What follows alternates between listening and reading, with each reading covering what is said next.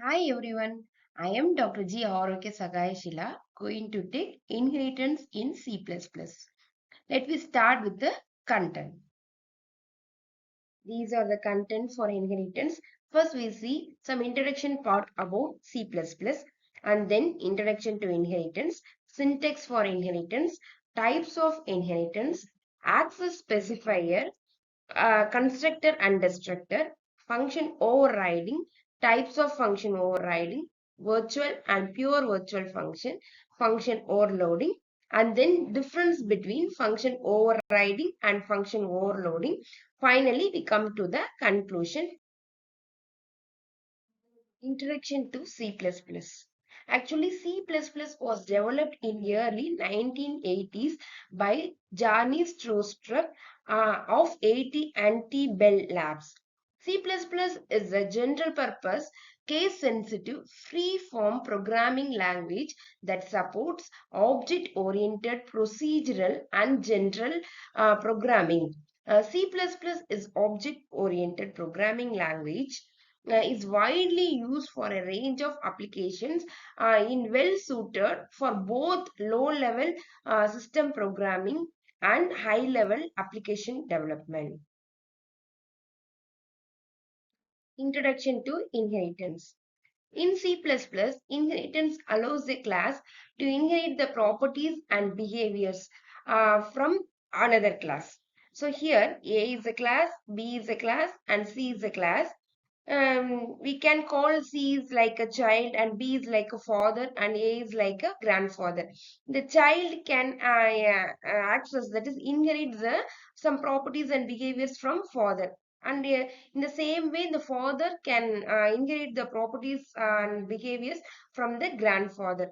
Likewise, the C class, that is the C class we call it as a derived class, B class we call it as the intermediate class, and A class we call it as a base class.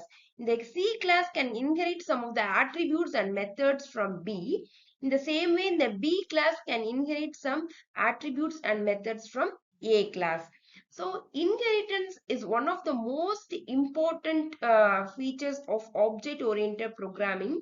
Inheritance enables a new class and its objects to take on the properties of the existing class. A class that is used as a basis for creating a new class is called a superclass or a base class. Inheritance is an relationship. We can inheritance only if and the relationship is present between two classes. Here, class A and class B. In the class A, we can call it as a parent class, base class, or superclass. In the class B, we can call it as subclass, child class, or derived class. So here, the class B can access or inherit some of the attributes or methods from class A by using the term public A. Now we see the syntax for inheritance. Class, derived class name, access specifier, base class name. Inside the curly braces, we have the body of the part. Where class is a keyword to create a new class. Derived class name is the name of the new class which will inherit the base class.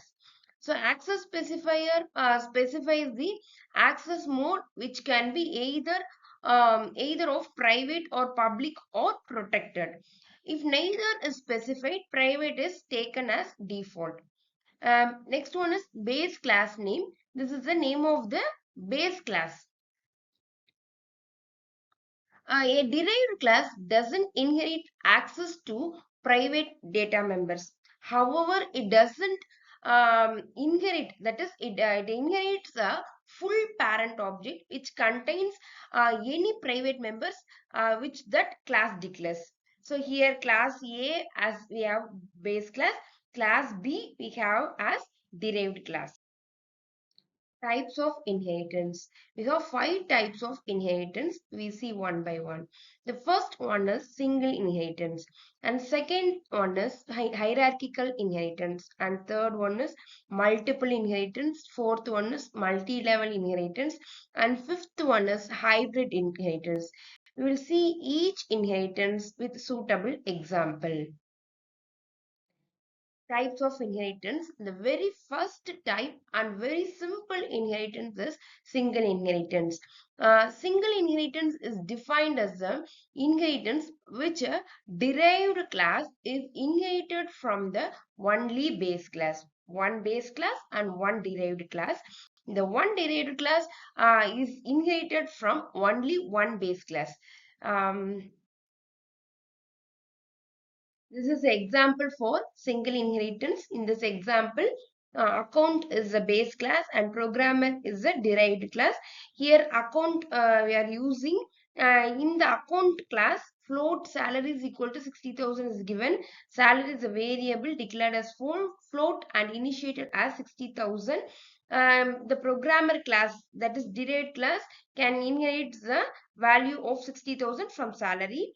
And finally, in the main program, we are printing the value of both salary and bonus, because using the term public account in the programmer class, that is the derived class. So finally, it prints the value of salary and bonus as 60,000 and 5,000. This is a multi-level inheritance. Multi-level inheritance is the process of deriving a class from another derived class. So here A is a base class, B is a derived class. From the B derived class, we can derive one more class, that is C. Here is the example for multi-level inheritance. So class animal is a top level, that is a base class, and class dog is a middle level, that is a derived class, and class baby or dog is another derived class. The class animal, from the class animal, the class dog can access some of the properties and behaviors. Here also, the class baby dog can access some of the properties and behaviors from class dog. So here using public animal, so that we can access the eat method. That is, in the eat method, just printing the string as eating. Here also using public dog. So the baby dog class can access the method, that is bark method. In the bark method, just printing the string as barking. So here in the baby class also, the weep method is used, and the printing the string as weeping. So in the main class, just calling the bottommost derived class, that is baby dog alone.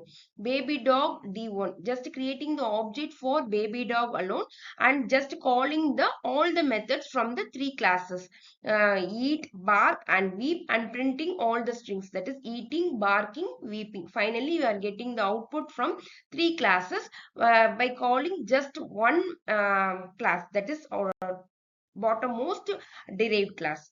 So this is the advantage of using this multi-level inheritance. And next one is the multiple inheritance. Multiple inheritance is a process of deriving a new class that inherits the attributes from one or more classes.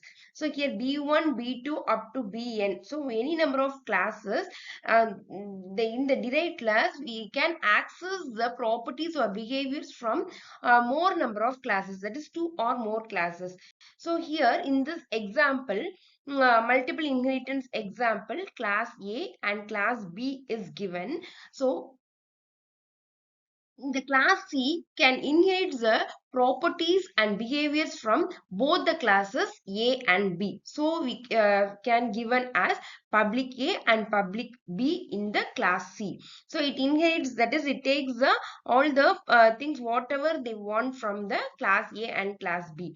So in the finally, in the main class, it prints the value from the class A and class B. That is, it prints the value of A and B, that is 10 and 20 from the A class, from the B class, and it in the class C, it adds the values, both the values A and B, and prints the value as 30. This is the advantage of using the multiple inheritance. And next one is hierarchical inheritance. Hierarchical inheritance is defined as the process of deriving more than one class from the base class. So here one base class A and B, C, D or a derived class, that is more than one derived class.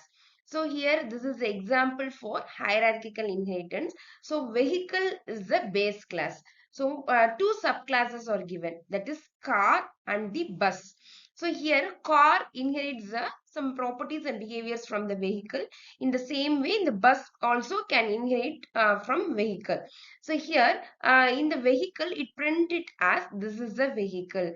In the car, this is it printed as this vehicle is car. So in the final output, it inherits from vehicle. So it prints whatever given in the vehicle class, that is this is a vehicle, and then it prints the string whatever in the car class, that is this vehicle is car. And in the same way for the subclass bus also, so in the same way it print it as this is a vehicle, this vehicle is bus. This is the advantage of using the hierarchical inheritance. Next one is hybrid inheritance.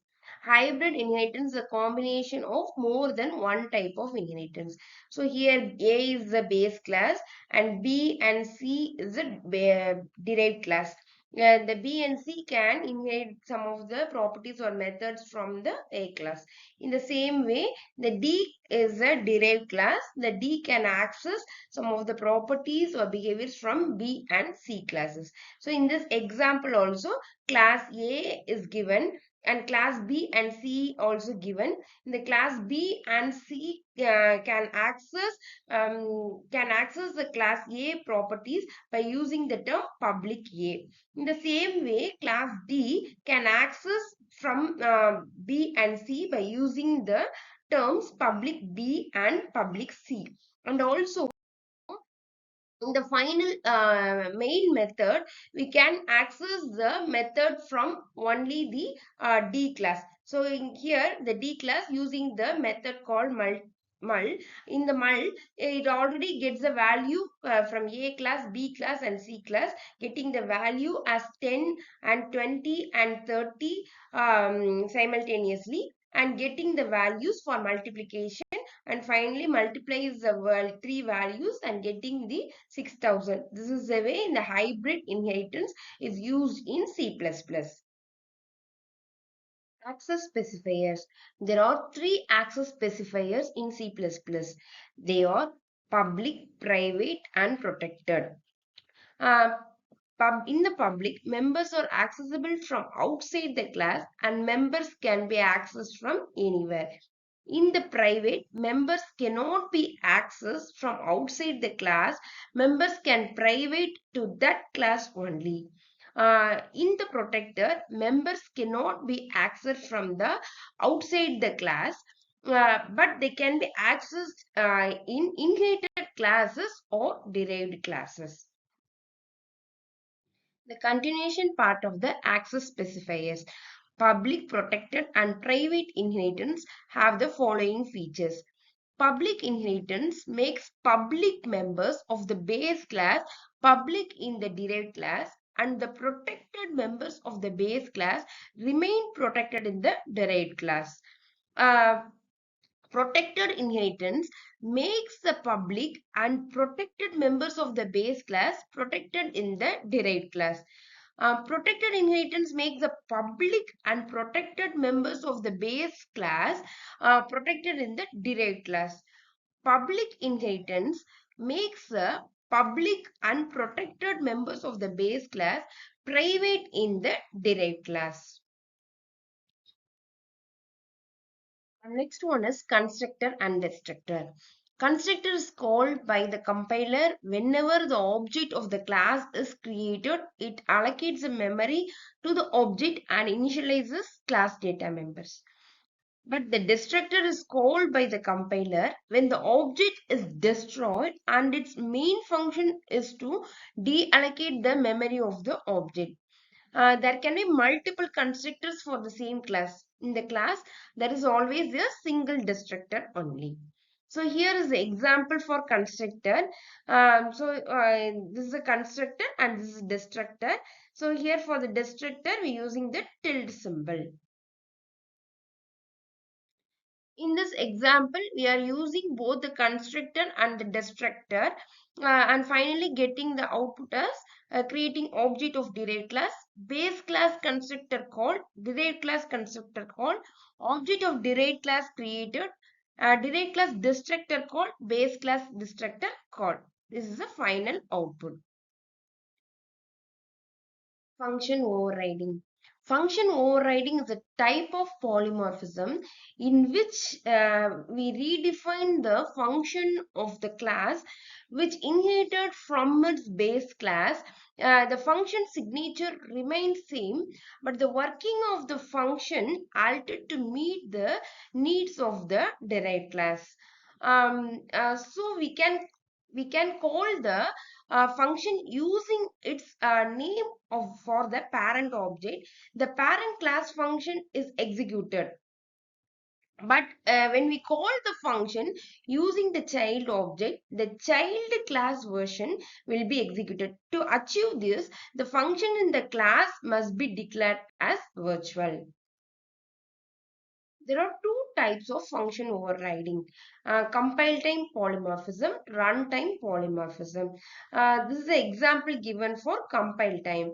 In compile time function overriding, the function call and the definition is binded at the compilation of the program.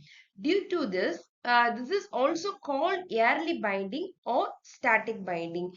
Here, the example is given for compile time function overloading.